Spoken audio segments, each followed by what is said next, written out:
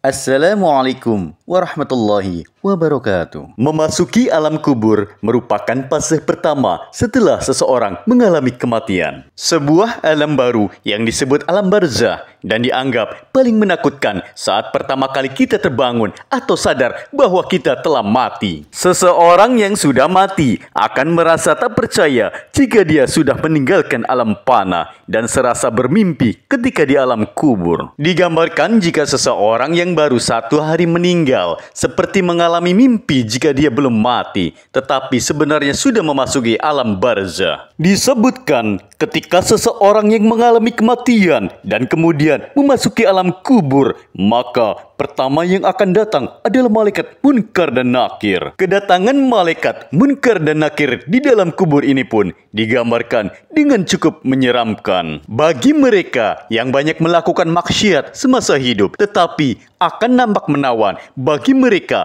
yang semasa hidupnya taat di jalan Allah Subhanahu wa Ta'ala. Ketika pertama kali berhadapan dengan manusia di alam kubur, maka ada 6 pertanyaan yang akan diajukan oleh malaikat Munkar dan Nakir. Adapun 6 pertanyaan di alam kubur ini menentukan perjalanan selanjutnya, apakah dia akan ditempatkan bersama para nabi, ulama, dan umaro di surga, atau justru memasuki neraka dan hisab terlebih dahulu. Pertanyaan itu adalah yang pertama. 1.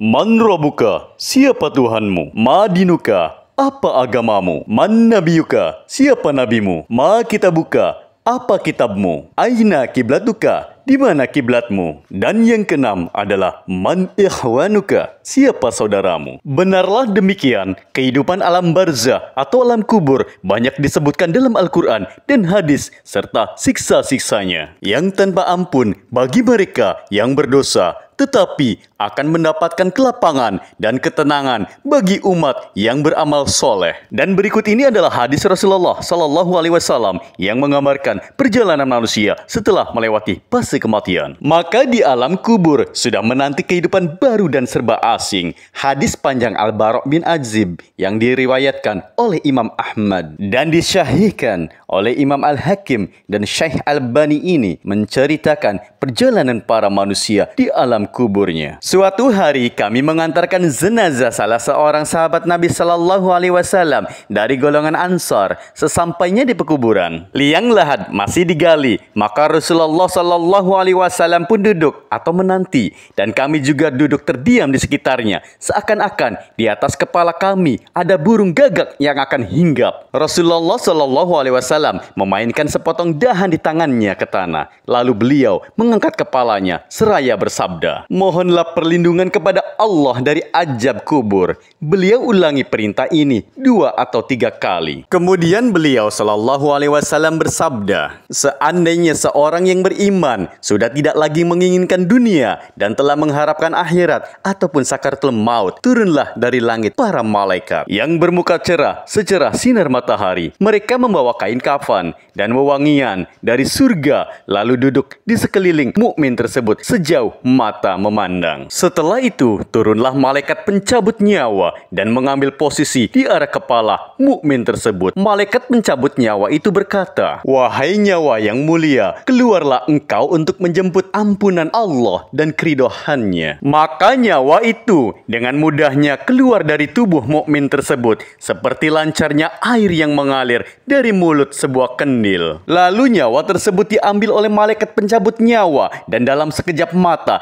diserahkan kepada para malaikat yang berwajah cerah tadi. Lalu dibungkus dengan kapan surga dan diberi wewangian darinya pula, hingga terciumlah bau harum seharum wewangian yang paling harum di muka bumi. Kemudian nyawa yang telah dikapani itu diangkat ke langit. Setiap melewati sekelompok malaikat di langit, mereka bertanya, 'Nyawa siapakah yang amat mulia itu?' 'Ini adalah nyawa Fulan bin Fulan,' jawab para malaikat yang mengawalnya dengan menyebutkan namanya yang terbaik ketika di dunia. Sesampainya di langit dunia, mereka meminta izin untuk memasukinya, lalu diizinkan. Maka seluruh malaikat yang ada di langit itu ikut mengantarkannya menuju langit berikutnya, hingga mereka sampai di langit ketujuh. Di sanalah Allah berfirman, "Tulislah nama hambaku ini di dalam kitab Illiyin, lalu kembalikanlah ia ke jasadnya di bumi, karena darinya lah aku ciptakan mereka, para manusia, dan kepadanya lah aku akan kembalikan, serta darinya lah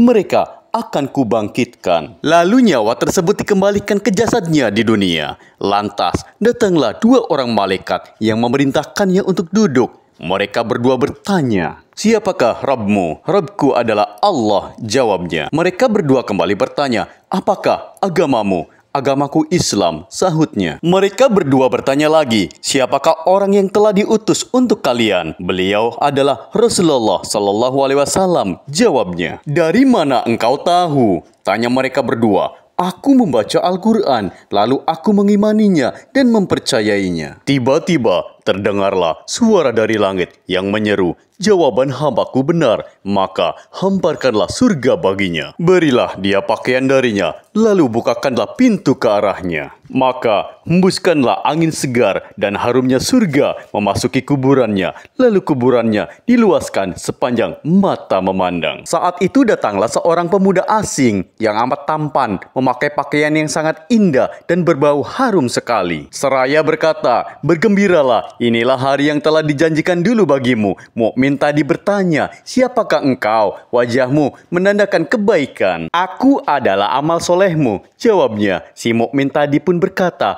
"Wahai Rabbku, segerakanlah datangnya hari kiamat, karena aku ingin bertemu dengan keluarga dan hartaku." Adapun orang kafir, di saat dia dalam keadaan tidak mengharapkan akhirat dan masih menginginkan keindahan duniawi, turunlah dari langit malaikat yang bermuka hitam sambil membawa kain mori kasar, lalu mereka duduk di sekelilingnya. Saat itu turunlah malaikat mencabut nyawa dan duduk di arah kepalanya seraya berkata, "Wahai nyawa yang hina, keluarlah dan jemputlah kemurkaan dan kemarahan Allah Subhanahu wa Ta'ala." Maka nyawa orang kafir tadi berlarian di sekujur tubuhnya. Maka malaikat mencabut nyawa tersebut dengan paksa, sebagaimana seseorang yang menarik besi beruji yang menempel di kapas basah. Begitu nyawa tersebut sudah berada di tangan malaikat pencabut nyawa, sekejap mata diambil oleh para malaikat bermuka hitam yang ada di sekelilingnya. Lalu nyawa tadi segera dibungkus dengan kain mori kasar. Tiba-tiba terciumlah bau busuk, sebusuk bangkai yang paling busuk di muka bumi. Lalu nyawa tadi dibawa ke langit. Setiap mereka melewati segerombolan malaikat, mereka selalu ditanya, "Nyawa siapakah yang amat hina ini?" "Ini adalah nyawa Fulan bin Fulan," jawab mereka dengan namanya yang terburuk ketika di dunia. Sesampainya di langit dunia, mereka meminta izin untuk memasukinya, namun tidak diizinkan. Rasulullah Sallallahu Alaihi Wasallam membaca firman Allah Subhanahu wa Ta'ala, "Tidak akan dibukakan bagi mereka orang-orang kafir pintu-pintu langit, dan mereka tidak akan masuk surga sampai seandainya unta bisa memasuki lubang jarum sekalipun." Quran Surat Al-A'raf ayat 40. Saat itu Allah berfirman, "Tulislah namanya di dalam sijin di bawah bumi." Kemudian nyawa itu dicampakkan dengan hina. Rasulullah Sallallahu Alaihi Wasallam membacakan firman Allah Ta'ala, "Barang siapa mempersekutukan sesuatu dengan Allah, maka adalah ia seolah-olah jatuh dari langit lalu disambar oleh burung, atau diterbangkan angin ke tempat yang jauh." Quran Surat Al-Hajj ayat 31. Kemudian nyawa tadi dikembalikan ke jasadnya, hingga datanglah dua orang malaikat yang menundukkannya seraya bertanya, "Siapakah Rabbmu?" "Aku tidak tahu," jawabnya. Mereka berdua kembali bertanya, "Apakah agamamu?"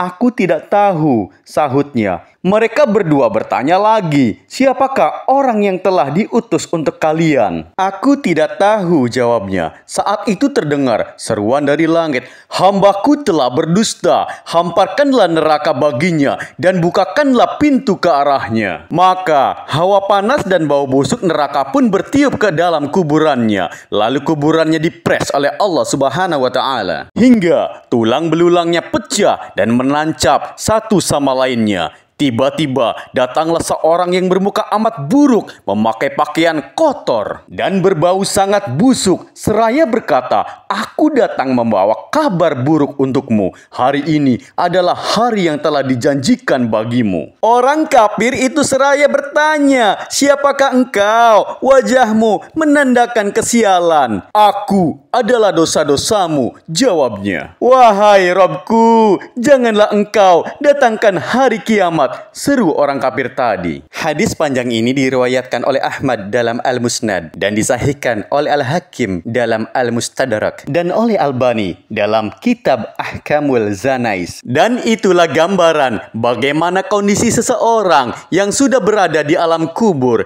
Semua akan ditentukan lewat amal dan perbuatannya semasa hidup di dunia. Tentunya hal ini menjadi pelajaran bagi kita semua agar menjalankan perintah Allah Subhanahu wa taala dan menjauhi larangannya. Lantas bagaimana dan apa yang harus kita lakukan untuk menghadapi kematian? Maka perbanyaklah amal ibadah. Bahkan agar terbebas dari sisa alam kubur dan bisa menjawab 6 pertanyaan itu, selain menjalankan semua perintah dan menjauhi larangan Allah Subhanahu wa taala, maka kita harus tetap memanjatkan doa. Berikut ini doa agar terlepas dari siksa alam kubur yang diajarkan Rasulullah sallallahu alaihi wasallam, yaitu Allahumma inni a'udzubika min azabil qabri wa min azabin nar wa min fitnatil mahya wal mamati wa min fitnatil masahid dazzal, yang artinya, ya Allah, aku berlindung kepadamu dari azab kubur, azab neraka, cobaan hidup dan mati, dan fitnah dazzal yang terhapus dari rahmat Allah Subhanahu wa taala. Dan inilah sedikit gambaran alam kubur dan 6 pertanyaan di alam kubur yang menentukan seseorang muslim bebas dari siksa menuju akhirat. Wallahu a'lam bishawab.